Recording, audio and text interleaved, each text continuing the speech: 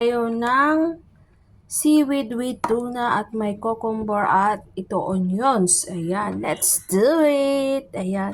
Tsaka lagyan natin ito ng mayonnaise. Mayonnaise at ito ang gagamitin ko. Egg mayo. Ito ay Japanese din. At kailangan ko ng kalamansi. Ayan.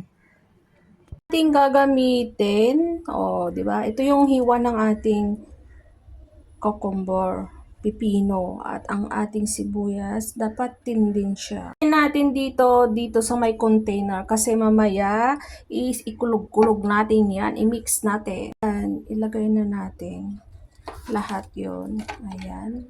Naman sis, para sa ganun is matanggal yung umay ba pagkain later on. Kaano karami yung ating mayonnaise, yan munang ilalagay ko, and then mag-a-add ako ng syempre, black pepper. Ayan.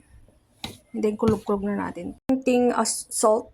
Ito yung Himalayan salt na gagamitin ko. Ayan. Then, kulog ko siya ulit. Ito na yung itsura na ng ating cucumber with tuna na mayroong onions. At yan. So, bali, ito yung ating seaweed. Yan.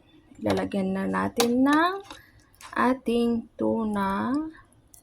Ayan, tapos lagyan natin ng cucumber ba. Ayan. Ganyan. Pwede din ito ipalaman sa ating sandwich. So, yan yung style niyan. Then, isusubo na natin. Yan.